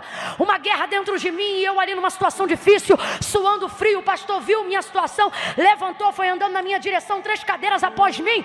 Um monte de irmã nova, um monte de gente da oração. Eu numa peleja. Elas diziam assim para mim: se liga nisso aqui. Quer um remédio tal? Aí falava o nome do remédio. Quer um remédio tal? Falava o nome do remédio. Quer tal remédio? Aí eu dizia: já tomei. E mais não sei o que, já tomei. Aí levanta ele no meio do culto. 70 anos. Um pouquinho enfadado, com muita fé, porque a Bíblia diz que os que confiam no Senhor engordarão. Pula ele 3 cadeiras. Estou eu assim abaixada, ele diz: olha para mim. Gente esquisita de Atos 3. Ele disse: olha para mim. Levantei a cabeça, ele disse assim: o que há? É febre? Eu digo: é. Ele disse: você sabe que febre é para identificar algo que não é a febre. Ou seja, me deixou pior, falou: tu tá com uma coisa muito mais grave do que febre. Aí eu disse: pois é. Ele disse: quer pregar? Eu falei: o senhor está vendo como eu estou? Ele disse: eu quero que tu pregue. Eu falei assim: mas eu não estou muito bem, o senhor está vendo como quem diz assim, isso? Bote outra pessoa no meu lugar. E ele dizendo assim: como eu quero que você pregue, eu vou orar para você ser curada agora. Gente, diante de Deus, foi antes de ler 2 Reis 4 que eu aprendi sobre esse negócio de fé de quem fala e não de quem recebe. Porque eu não criei, Deus sabe. Me deu foi um ódio na alma, Denise. Que eu falei assim: poxa, tá vendo que eu estou aqui morrendo, cheio de obreiro, podia colocar em um, né? Ele botou a mão na minha cabeça. Não teve nenhuma língua. Ele só disse assim: todo mal. E como resposta de que o mal saiu, sai a febre agora. Diante de Deus. Quando ele tirou a mão da minha cabeça, parece que o mal e a febre saiu junto. Não sei se ficou com ele, mas comigo não ficou mais. Saiu. 70 anos. Que unção é essa? Que poder é esse? Eu declaro que os teus últimos dias serão maiores do que os teus primeiros. A vereda do justo não é cansativa. A vereda do justo não termina numa aposentadoria como Eli, que caiu e quebrou o pescoço porque vivia na cadeira de balanço. Não, porque só vivia engordando com as ofertas. Eu não profetizo barrigão, nem gordura, nem dores, nem infarto, nem cansaço. A obra de Deus não vai te matar, o ministério não vai te matar, a igreja não vai te matar, o rebanho de Cristo não vai te matar. Ei, pastores, ei, sacerdotes, a sua vereda será como a luz da aurora, que vai brilhando cada dia mais, até ser dia perfeito. Você vai brilhar, teu ministério vai brilhar, a unção de Deus será algo evidente e forte na tua vida, tanto como foi no teu início, será no final, assim como ele foi com Caleb. Recebe aí a unção de Caleb. Parou em Arã, habitou, morreu.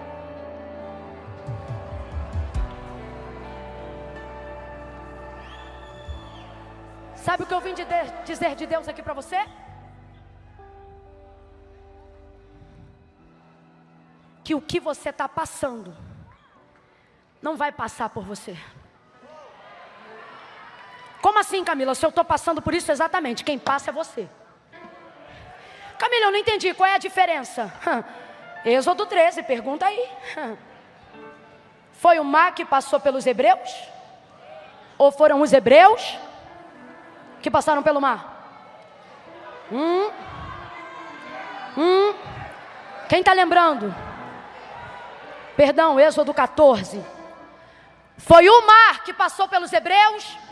Ou foram os hebreus que passaram enxutos no meio do mar? Agora eu vou perguntar de novo, só que com outro povo. Foi Faraó que passou pelo mar? Ou foi o mar que passou por Faraó? Você é quem? Você anda com quem? Você está do lado de quem? Porque quem sabe aonde chegar, vai passar por situações. E vai ter gente que vai dizer, mano, como é que você passou por isso?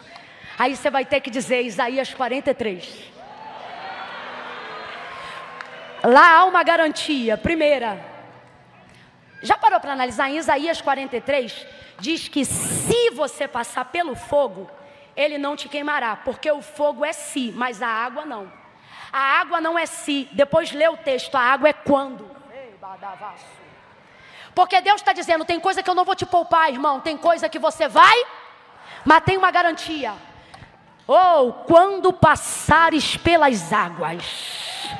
Quem lembra, gente? Elas não te afogarão. Quanto aos rios, eles não te submergirão. Tudo isso por quê? Porque eu sou contigo. Eu não sei se você está entendendo, mas assim te diz o Senhor, eu não vou te esperar do outro lado. Eu estou passando com você, sofrendo com você, andando com você, comendo com você. Deus, aonde o Senhor estava quando eu fui traído? Sendo traído junto com você. Deus, aonde o Senhor estava quando eu não tinha carro? Andando a pé na rua junto com você. Porque eu não vou te poupar de evitar Arã, mas se tu estiveres comigo, eu vou passar contigo. E esse mar não passa sobre você. Essa doença não destrói você. Essa luta não vai acabar com teu casamento. Porque eu estou passando contigo. As pessoas pensam que Jesus é destino. Jesus não é destino. Jesus é caminho. Ele nunca disse eu sou a chegada. O lugar que você quer chegar não é um lugar, é uma pessoa. Falei, tô leve. Você pensa quando eu tiver tal carro, quando eu tiver tal casa, você pensa que sua felicidade está em um lugar. Deus me trouxe hoje aqui para te dizer, tua felicidade não é um lugar, é uma... Jesus disse, eu sou o caminho. Ele não te espera do outro lado. Se ele te esperasse do outro lado, não tinha graça. Pergunta para Moisés, se Moisés queria encontrar ele em Canaã. Ele disse, não, se a tua presença não for, me deixa aqui. Aonde ele estava? No vale. Por que a gente quer ir para o céu? Porque é bonito? Porque Jesus está lá. Porque se ele morasse no inferno, a gente ia dizer, me leva para o inferno. Quem está entendendo o que Deus está falando aqui? O lugar que queremos estar não é um lugar, é a pessoa de Jesus. Arã não chegou por causa disso, mas Abraão vai chegar. Por que vai chegar? Primeira coisa, Terá tem uma direção, mas só Abraão tem uma palavra. O que difere quem chega e quem não chega não é saber aonde quer chegar, é saber se está acompanhado de quem sabe fazer a viagem. Abraão, sai da tua terra. Qual foi a primeira palavra de Deus em relação a Abraão? Não foi vai. Todo mundo quer ouvir de Deus um vai. Mas antes de Deus dizer a Abraão vai, primeiro ele disse... Deus está dizendo, sabe por que você ainda não tem o meu vai? Porque você ainda não saiu de onde eu te mandei sair. Você quer direção, mas não quer me dar obediência. Quer direção, mas não quer me dar subordinação. Quer direção, mas não quer submissão. Primeiro você sai, depois eu te direciono. Primeiro ele ouviu um sai. Quando ele sai, ele ouve um vai. Para a terra em que eu vou te mostrar. Sabe para onde ele vai agora? Para o lugar que o pai dele queria chegar, mas não chegou. Sabe por quê? Deus não vai te colocar em lugares para humilhar quem veio antes de você. Deus vai te levar a lugares para honrar quem queria chegar e não chegou. Isso não é só sobre você, mas sobre a história que alguém começou a escrever antes de você nascer. Eu estava ali sentada e Deus falou assim comigo: eu não quero que vocês sejam como Billy Graham. Lembrando de história, lembrei de Wesley, de tantos outros.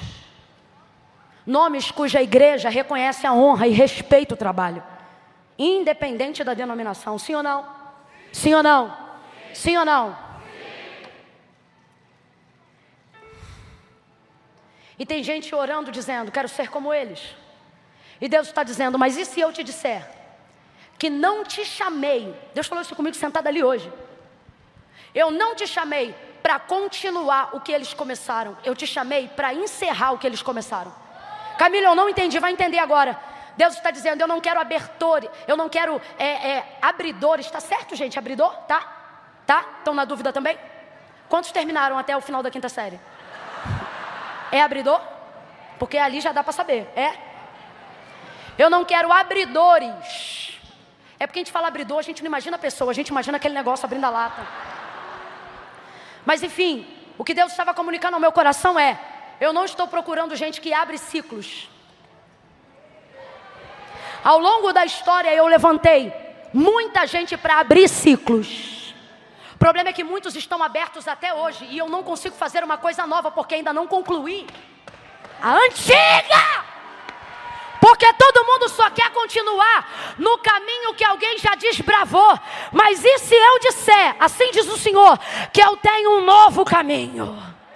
Que eu tenho um novo jeito. Ora Deus, se tu tens esse caminho, então abre ele. E ele está dizendo, só que eu também tenho um princípio. Eu não abro sem ter concluído o antigo. O problema é que todo mundo só quer abrir e ninguém quer fechar. Aí Deus falou para mim, quem crê coma, quem não crê coma menos.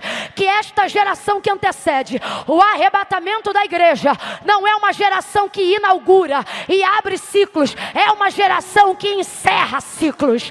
É uma geração que otimiza, que fecha, que dá desfeito. Camila, eu não entendi.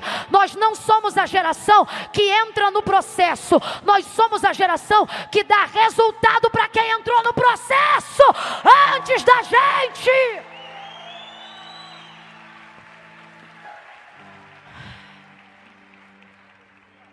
Hebreus 10:10, eu posso provar.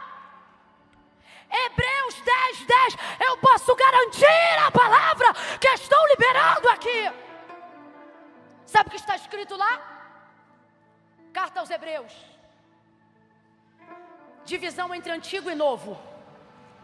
Resultado de obras dos profetas antigos e de obra de Calvário, de Cristo na graça. Lei e graça. Carta aos Hebreus. Quem está me ouvindo, diga amém. Quem ainda aguenta mais 10 minutos, diga eu aqui. Glória a Deus. Ouça isso.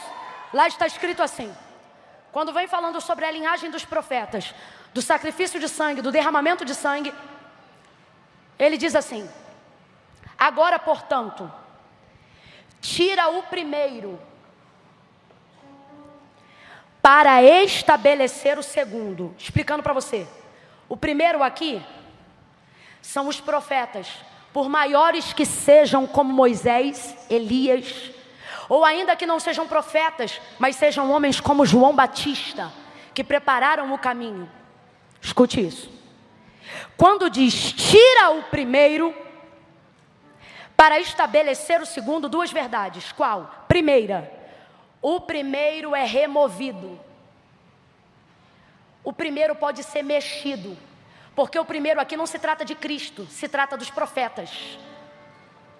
Sabe o que está dizendo? Moisés passa, Elias passa.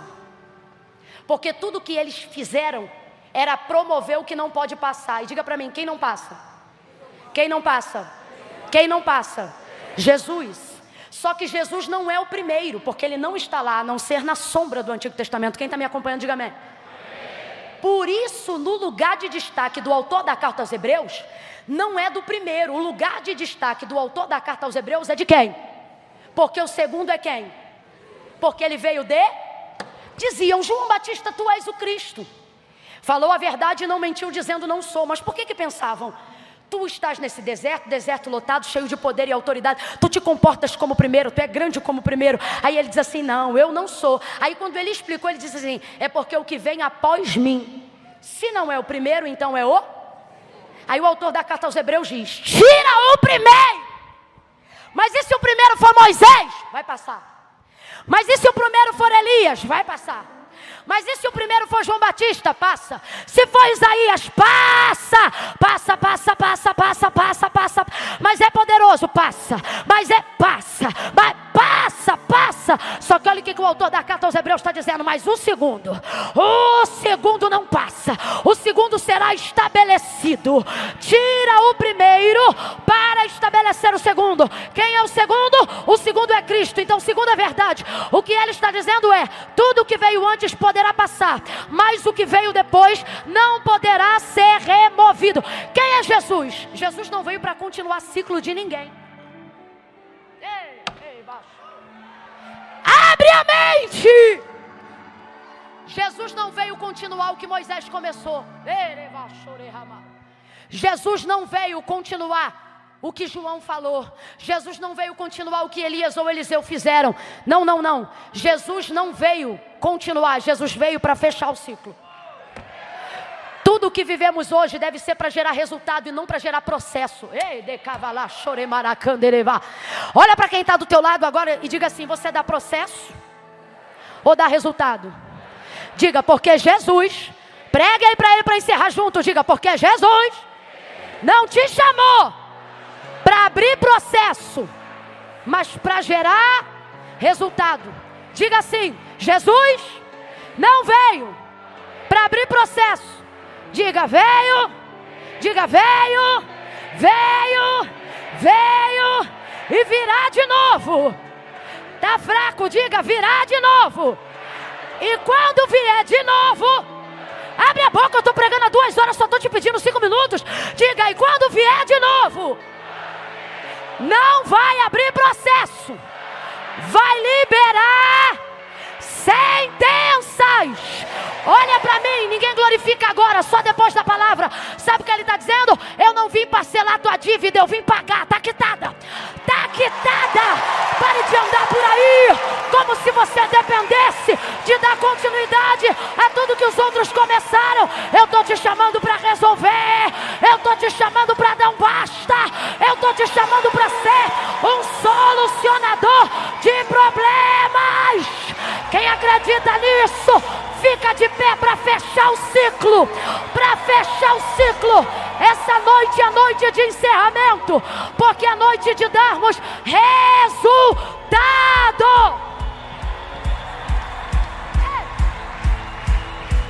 Adore, adore, adore.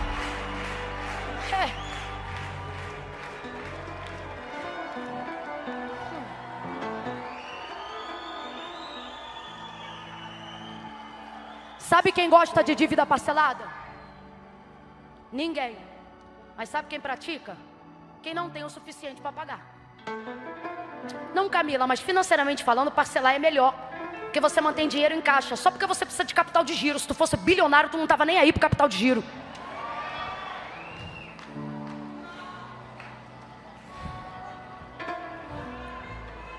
Ouça isso.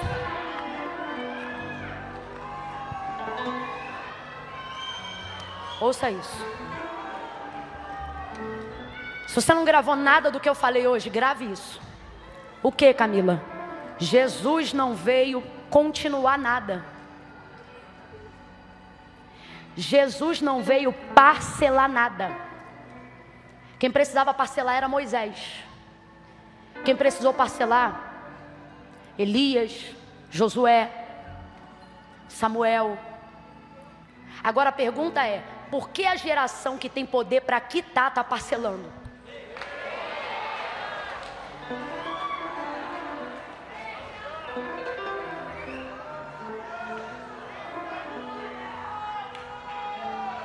Abraão, ouça isso. Abraão não sabia que o lugar que Deus ia levar era Canaã. Ele não sabia. Mas para ele não importava, por 2 verdades. Primeira, Abraão não só teve que enterrar o irmão, mas teve que ver o pai morrer no lugar que levava o nome do irmão. Então eu vou te perguntar, você acha que ele quer ficar lá? Não leva mal não, ele é sim o pai da fé, mas Deus deu para ele motivação de sobra para não ficar lá. Porque Deus ajuda a fé, a Bíblia diz que Ele é o dono do querer e do efetuar. Quando tu quer muito uma coisa, não é vontade, é porque Deus já te deu a motivação. enterrou o pai, aonde o pai paralisou o sonho por causa da morte do irmão. Então tudo bem, Terá tem uma dor, mas Abraão também tem. Então quando Deus diz vai, de fato Abraão não sabia para onde. Posso te falar a real? Nem precisava saber. Porque ele pode não saber todos os motivos para ir, mas já sabe quais são os motivos para não ficar. Segunda coisa, quando Deus chama Abraão para ir para Canaã, Deus sabe que é Canaã, mas conta para ele. Ele não diz vai para Canaã, ele diz eu vou te levar para uma terra. Ele diz qual é a terra? Porque na verdade, Deus não está chamando Abraão para conhecer Canaã, está chamando Abraão para conhecer ele. A promessa é só um pretexto. As coisas que Deus diz que vai fazer por você, olhe para mim, é só um pretexto. É a isca, o anzol é Deus. Tanto é que depois que você vê como é bom caminhar com Deus, o cumprimento da promessa já não é mais tão aprazível. Tanto é que tem profeta aqui, Deus está mandando eu dizer isso. Tem profeta aqui, tem pastor aqui, que está com medo da promessa se cumprir. Não tem prazer na bênção, porque acha que depois que cumprir, Deus vai deixar ele. Só que o nosso Deus é Deus de Abraão, Isaac e Jacó. Deus de Abraão, Deus que faz promessa. Isaac, Deus que cumpre promessa. Deus de Jacó, Deus que mantém aquilo que já realizou. Deus não te deixa depois que cumpre, Deus te promove. Ouça, na caminhada que Deus vai fazer com Abraão, Deus vai levar Abraão a conhecer ele. Quando Abraão chega em Canaã, o lugar poderia ser só Canaã. Só que Abraão fez um negócio por conhecer Deus no caminho, que quando chegou lá, fez Deus promover ele antes de concluir. Camila, eu não entendi, é promessa em cima de promessa. É quando Deus nem cumpriu a da primeira etapa e já está te dando a da terceira, da quarta. Vou lhe dizer por quê. Porque quando Abraão chega em Canaã, Abraão não dá uma festa. Abraão não arma a tenda para descansar, nem bebe água. Depois que ele chega, a primeira coisa que o texto afirma que Abraão fez, quando chegou em Canaã, foi ergueu Abraão ali um altar. A ideia inicial era ficar ali. Só que quando Deus vê Abraão erguendo um altar, Deus não deixa ele ficar lá nem um mês direito. Deus diz para ele depois de pouco tempo: levanta a tenda e anda de novo. Por quê? Que aqui é pequeno. Eu vou dar um lugar para você e para sua descendência. E a partir de hoje, aonde você botar a planta do teu, eu vou te dar por herança. O homem mais rico financeiramente e com maior patente espiritual que passou pela terra no Antigo Testamento tem nome, é Abraão. Quem entrava na sua linhagem nem precisava crer no que ele cria, só por estar debaixo da asa dele já tinha direito de receber o que era dele. Deus não negociava com Abraão. Abraão, isso aqui é promessa, vou te dar uma terra. E isso aqui é aliança, vou abençoar os que te abençoarem e amaldiçoar os que te amaldiçoarem. Sabe o que ele está dizendo?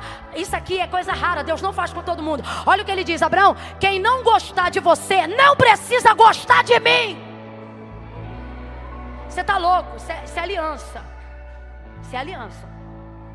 Ouça isso. Quando ele chega lá, levanta um altar. Quando ele levanta o altar, Deus diz: agora eu vou te dar muito mais. Só que o que a gente tem que levar em consideração, e eu prometo e encerro aqui, tão crente a beça, hein?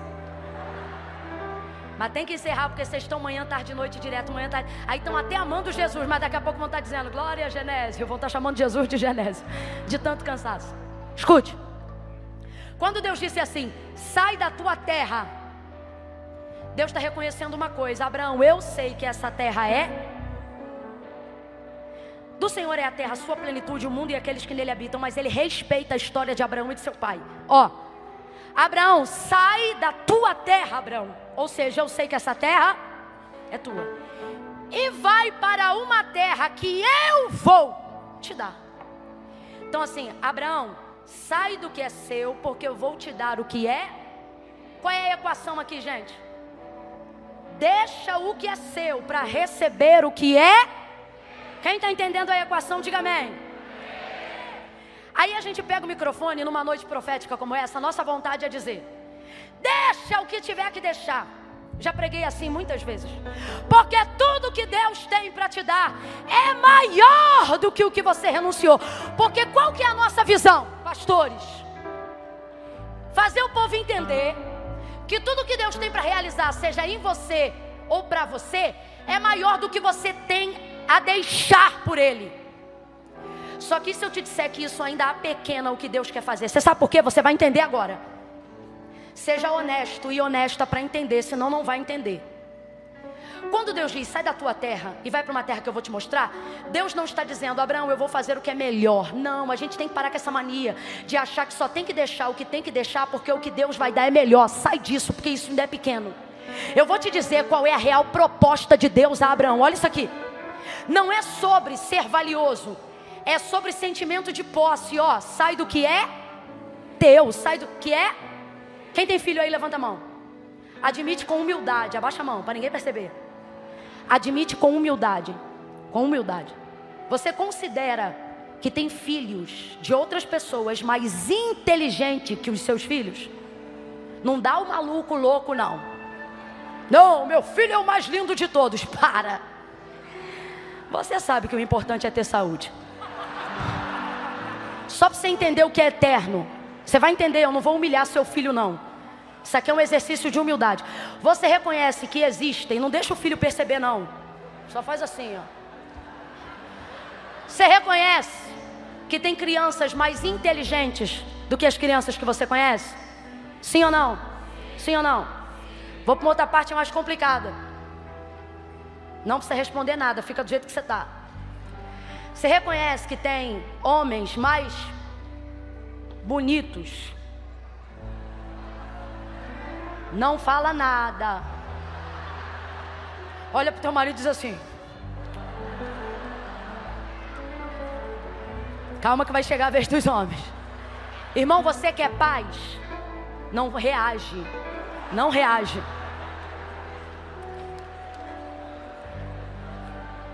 Tem. Às vezes eu vejo uma mulher muito, muito bonita, assim, uma supermodelo na televisão. Eu digo, olha, Eduardo, como fulana é bonita. Ele diz, amor, tendo você como referência é muito difícil. Aí eu me lembro do Cláudio Duarte pregando e dizendo isso. Minta. Escute. Mas vamos ser sinceros. Vamos então olhar para nós, para ninguém se sentir ofendido. Tem gente melhor do que você, sim ou não? Mais crente do que você, sim ou não? Seja honesto, mais inteligente do que você, sim ou não? Agora entenda o ambiente familiar. Mesmo entendendo que podem ter pessoas mais inteligentes do que seus filhos, mais bonitas do que seu marido ou sua esposa, não é sobre ser mais, é sobre ser seu. Vamos lá. Eu boto uma criancinha visualmente, aparentemente excelente na tua frente, e tá teu filho, boletim nota vermelha, vacilão, quebrou um negócio esses dias na tua casa, não interessa, mas é o teu filho, sim ou não? Aí eu pego uma criancinha que é boazinha, igual um robô. Tu diz senta, levanta. Aí bota uma do lado do outra e digo, vamos trocar, tu me dá essa, que eu te dou esse aqui. Tu olha, dependendo do que ele quebrou, mas no final, irmão, se é pai e mãe, a resposta vai ser, porque não é sobre ser melhor, é sobre ser. Tá ligado? Quem tá entendendo? Não é sobre o marido da fulana dar rosa pra ela ou não. Não é sobre o marido da ciclana ser bonito ou não. O que importa é que quando o culto acaba e eu vou pra casa, graças a Deus, eu durmo é com o meu marido. Eu sou amada pelo meu marido. Então não é sobre ser melhor ou não.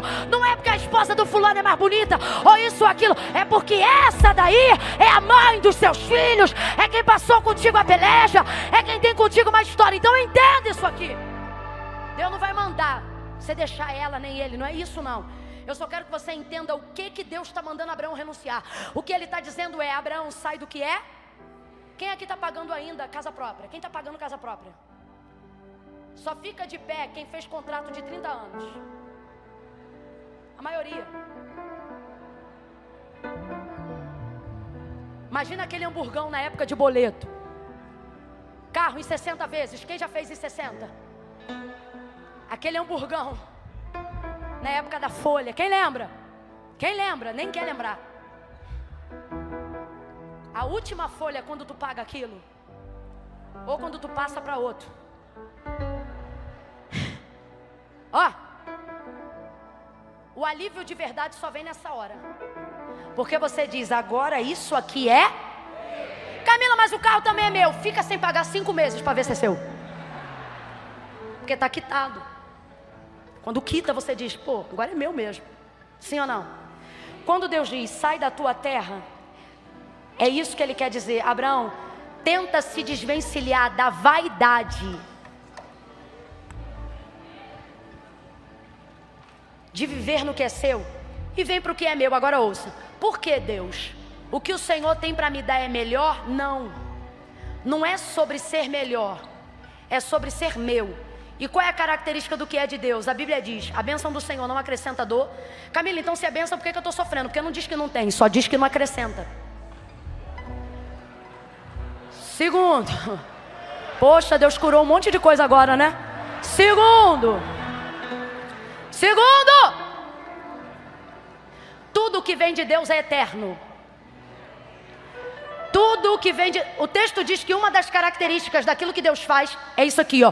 Porque tudo que Deus faz durará eternamente. O termo no aramaico é esse, eternamente. Porque Deus é... Canaã foi de Abraão, sim ou não? Foi de Isaac, sim ou não? De Jacó, sim ou não? E até hoje pertence aos judeus, sim ou não?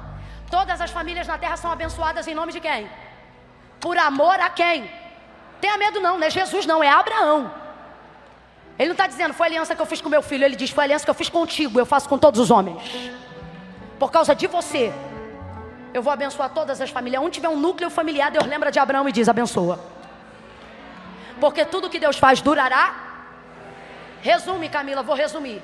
Quando Deus diz, sai do que é dessa terra, Ele está dizendo, sai do que é e vem para o que é meu, para o que é melhor. Não, Abraão, o que eu vou te dar é muito maior do que coisa melhor. O que eu vou te dar é...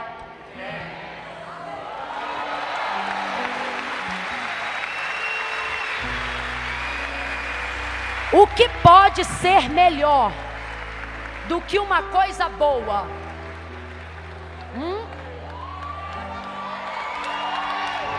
O que é melhor do que uma coisa que já é excelente? É saber que uma coisa boa não vai... Espera aí que Deus vai curar mais uma meia dúzia agora. Vai curar da alma. Sabe por que tu tens estado tão angustiado com as tuas demandas? Sabe por que tu não tem conseguido celebrar nem a bênção? Tem medo do carro ser roubado. Tem medo de não ter dinheiro para continuar pagando a casa. Tem medo das pessoas que você ama morrerem a qualquer minuto. Porque o seu fôlego está atrelado a elas de tanto que você as ama. O telefone toca, teu coração já se angustia. É tanta notícia ruim. É tanta gente boa, perdendo gente boa, que você pensa, o que eu tenho de diferente para não perder também? Pode ser que eu perca o filho. Pode ser que eu também perca o marido. Pode ser que eu também perca alguém que eu amo. Isso dá um desespero e uma angústia tão grande. E esse silêncio confirma o que eu estou falando. Mesmo sendo crentes, estamos andando assaltados. Sabe por quê? Temos salvação, mas não encontramos mais a alegria. E desculpa, mas Deus mandou eu falar isso aqui. Que tipo de salvos somos nós? Que temos a certeza do céu, mas não temos a alegria do que é eterno. Sabe por que não temos mais? A demanda do que Deus deu é tão boa que nos apegamos ao que é terreno, esquecendo-se que na verdade a melhor proposta está no que é eterno, mas não estamos mais ligados na eternidade. Fale a verdade nesta noite e você vai encontrar de novo a alegria da salvação. Ouça isso, Salmo 51. Davi caiu, pecou, ofereceu o holocausto, pediu perdão ao sacerdote. Responda para mim, deixou de ser crente? Deixou de ser crente? Responda de novo, deixou de ser salvo? Davi deixou de ser salvo? Mas no 51 ele diz o quê? Torna a dar-me salvação? Porque ele tem certeza. Davi é filho da luz. Davi sabe que se morrer o destino dele será o céu. vida com Deus. Só que o que ele pede pelo amor dele, de Deus, no 51? O que ele pede? Torna a dar-me o quê? Salvação? Torna a dar-me o quê, gente? Então vou perguntar de novo, deixou de ser salvo? Vou perguntar agora para você. Cadê tua alegria?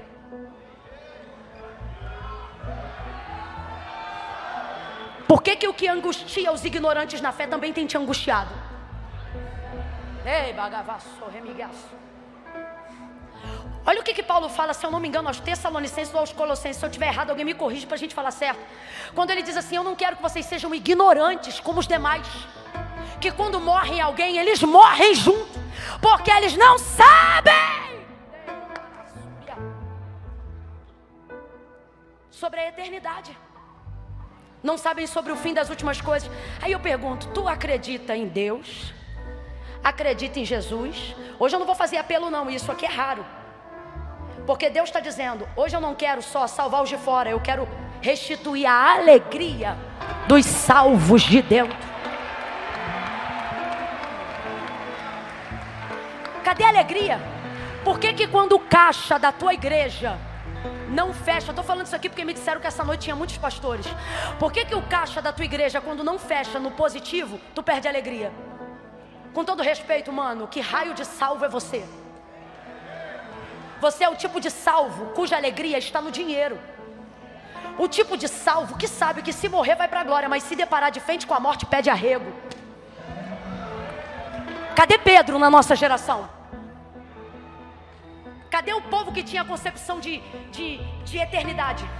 Cadê as histórias do século 21? Porque quando eu leio a história do cristianismo em Roma, eu vejo historiadores com H, não são crentes não. Eu vejo a história do mundo antigo, relatando que na época de Terceiro César, o Coliseu estava queimando cristãos com cera e fogo. E então o governador perguntava: que osso é esse de canção no Coliseu? Não mandei queimar os homens na cera? Sim, mas enquanto eles morrem, eles cantam. Enquanto não soltam os leões, eles cantam. Que concepção de eternidade é essa que faz um homem no final de sua vida, e eu falo do apóstolo Paulo, está encarcerado dentro de uma cadeia, e o sistema dizer para ele: está preso, e ele disse: eu tô, mas a palavra que está em mim não pode ser encarcerada. As maiores cartas da igreja foram escritas de dentro de uma prisão. Aonde estamos, João? Na ilha de Pátimos, que sabem que serão queimados numa caldeira ou decepados, mas ao invés de entrarem de depressão, recebem as maiores revelações que o mundo já viu, arrebatados em espírito, porque sua alma é livre, sua alma é salva e sua alma é alegre. Restitui a alegria, restitui a alegria, restitui a alegria, a alegria, a alegria, a alegria da salvação. Segura isso aqui. Ei! A alegria que estamos pregando aqui, aquela que você tinha quando não tinha nada.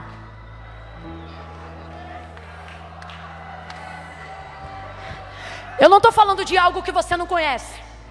Aquela de quando você era um menino na fé. Aquela quando o culto não importava quem ia pregar ou cantar, porque tu nunca precisava que te dessem motivos, tu vinha com os próprios motivos. Aquela, sabe aquela? Você não pode tê-la de volta se você só pedir ela. Vou tipificar aqui. Quando você diz, como Davi, torna a dar-me a alegria da salvação, o que você está dizendo é: torna a ativar a minha mente para me voltar para as questões da eternidade. Por que Pedro, que ora antes de ter as questões da eternidade na mente, nega: não conheço? Tu és um dos tais, não sei quem é, porque ele só espera das coisas dessa terra, ele está desesperado com o que está acontecendo. Quando você não tem mente no céu, terra te consome, dívida te consome, ansiedade te consome, pânico te consome, traição te consome, decepção te consome, dívida te consome. E tu ficas como? Sabendo que se morrer vai para o céu, mas cheio de medo da morte. Não convém a um crente ter medo da morte. Para um crente que entende o que é eternidade, morte não é um problema, é apenas um meio. Escute, como é que ele nega? Não sei quem é, não conheço, nunca vi. E depois esse mesmo homem, covarde, vacilão. Agora aqui ó, mente de eternidade. Ó aqui ó, mente. Ah gente, nós não chegamos aonde chegamos e somos quem somos por medo do que nos acontecia aqui. A revolução, a maior que a igreja já viu, que chamamos de reforma protestante, não aconteceu com a gente levando pedra nem pau para a rua. Aconteceu com a gente tendo abertura de mente na palavra. Só a escritura pela escritura. Jesus disse, minhas palavras são palavras eternas. Céus e terras passarão, mas as minhas palavras nunca. Aonde estão os crentes que não tem medo do tráfico? Eu posso falar isso aqui na Bola de Neve. Eu perguntei assim, Priscila, me diga aí, aonde é que a bola tem igrejas mais longe? E ela disse, na Índia, um dos lugares de maior perseguição. Eu não sei se tem bola na China. Não precisamos nem dizer aonde. Mas sabe por que a igreja entra onde o sistema não entra, o governo não entra? Porque todo mundo tem um protocolo que precisa respeitar. Quem é eterno? Quando Pedro concebe a ideia de eternidade e dizem para ele, faz o teu último pedido. Você não consegue imaginar que quem negou 3 vezes não vai pedir arrego agora. Qual é teu último pedido? Não faz isso, pelo amor de Deus. É o que você pensa. Só que ele até diz, não faz isso, pelo amor de Deus. O que? Morrer de cruz? Não. Igual o meu Senhor? Não. Seu covarde? Não, eu não mereço não. Tu é covarde? Não. Faz assim ó, me prega. Mas depois que me pregar, vira de cabeça para baixo. Não, você está entendendo a concepção de eternidade? Você tira da mão de quem pode matar o poder de se alegrar com a sua morte. Olha aqui, Jesus no madeiro. Olha a concepção de eternidade. Quem aqui acredita na ressurreição de verdade não tem tanto medo assim da morte. Agora a morte é o último estágio do medo, porque todo ser humano racional há de ter medo da morte. Isso é óbvio, é bíblico. O que eu estou falando é, a morte é o último estágio. A gente está perturbado por causa de dívida, por causa de problema com A, B e C, falação do ciclano e do fulano. A nossa ideia de eternidade está tão distante que agora até o que afeta qualquer borra-botas afeta a gente também. Aí parece que eu vejo Jesus dizendo, que diferença vós tendes dos que perecem? Aí eu vejo o autor da carta aos Hebreus dizendo, sabe o quê? Nós, porém, não somos dos que se retiram para a perdição, mas dos que creem. Quando Arã aparecer no teu caminho, irmão, passa de peito erguido, cabeça erguida, pisando, andando por cima. Abraão não trocou só o que era seu para ter o que era de Deus. Ele abriu mão do que era temporário para abraçar o que era. Quando Deus diz, tira a mão do que é seu, ou solta isso, desculpa, mas eu vou falar. Deus está dizendo, sabe por que você acha que teu filho vai morrer todo dia? Porque você colocou teu filho no lugar que era meu. O que pode acontecer com ele a qualquer momento tira a tua paz toda hora. Você sabe por quê? Nenhum amor, nenhuma vida e nenhuma pessoa pode garantir o amor que você dá. Só o eterno pode fazer isso. Então é uma questão de sobrevivência e de inteligência, não deixar ninguém ocupar o lugar que só Deus dá conta. Só Deus dá conta de dar essa paz que você quer ter.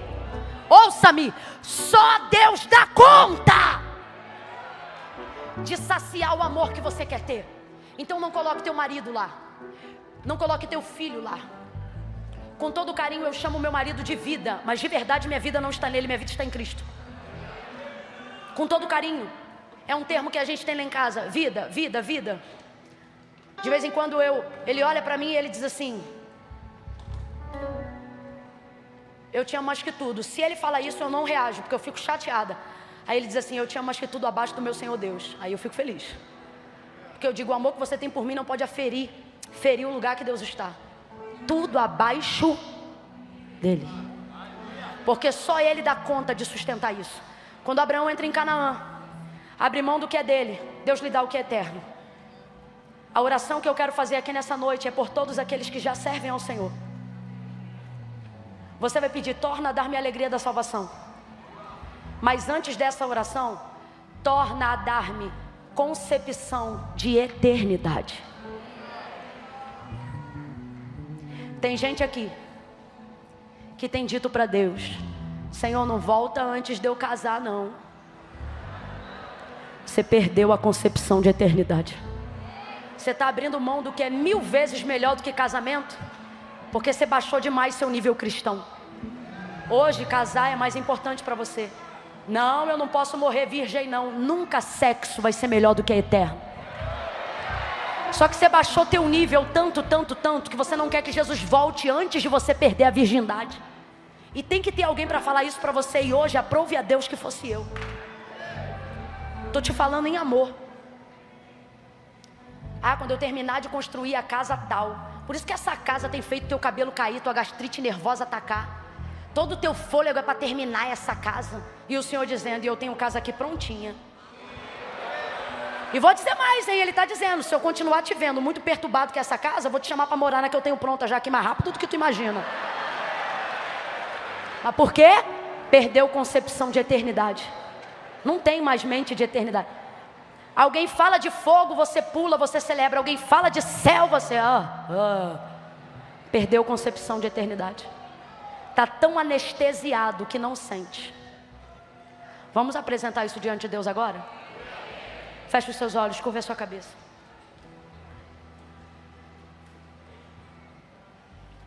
Senhor, tem me faltado coragem para renunciar aquilo que é terreno. Porque a verdade, fala para ele a verdade, porque justificativa não move a mão de Deus, gente, mas confissão muda o quadro. Confessa. Deus, isso aí que a irmã falou, eu me identifiquei. Se você se identificou, diga para ele: Senhor, isso aí que ela falou é verdade. Eu tenho andado ameaçado, ameaçada, achando que desgraça vai acontecer o tempo todo, porque eu estou apegada demais ao que é terreno. Isso tem tirado a minha paz, meu sossego, e mais do que tudo, a minha comunhão contigo. Eu já não sou mais, Senhor, aquela pessoa, sabe, que podia estar com o bolso vazio, mas o meu coração se mantinha cheio. Eu chegava no culto, eu derramava lágrimas gordas na tua presença. Tanto que eu te senti, o Senhor era a minha vida. Quando eu não tinha nada, o Senhor era tudo para mim. Aí agora que o Senhor me deu alguma coisa, de vez em quando eu te esqueço. Mas cumpre na minha vida hoje o mesmo despertamento que tu deu a Moisés e ao povo em Deuteronômio capítulo 8. Quando o Senhor disse: quando eu fartar vocês e cumprir o que eu falei, e introduzir vocês na terra que jurei aos seus pais que lhe daria, e vocês se alimentarem, e vocês se saciarem, guardem de não esquecer da mão do Senhor vosso Deus, que vos tirou da casa da servidão. Que a nossa alegria não seja o carro, que a nossa alegria não seja a grife, que a nossa alegria não sejam as marcas, que a nossa alegria não sejam as casas suntuosas, o status, o prestígio terreno, o reconhecimento humano.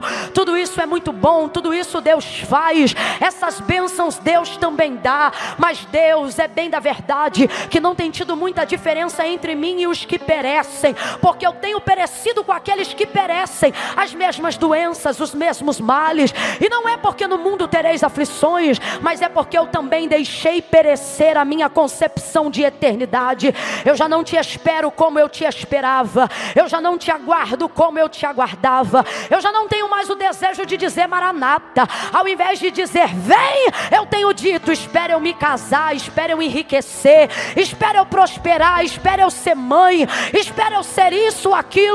Mas há poder no teu nome, o teu Espírito que convence o homem do pecado, da justiça e do juízo está entre nós aqui nesta noite. Por isso eu te peço: salva almas, mas alegra também as almas que o Senhor já salvou.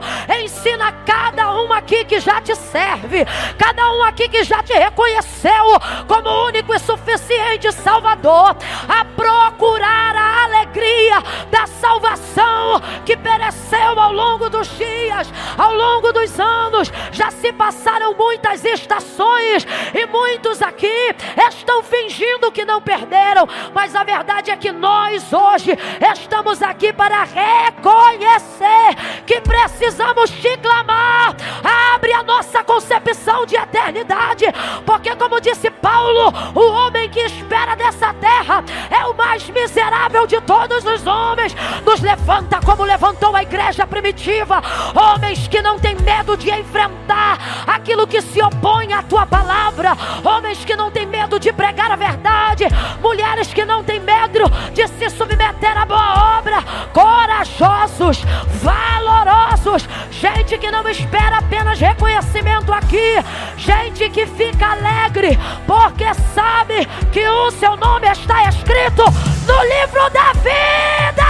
Aonde houver um crente aqui cujo nome está escrito no livro da vida, a tua palavra diz: ao que vencer, ao que vencer, ele reinará comigo.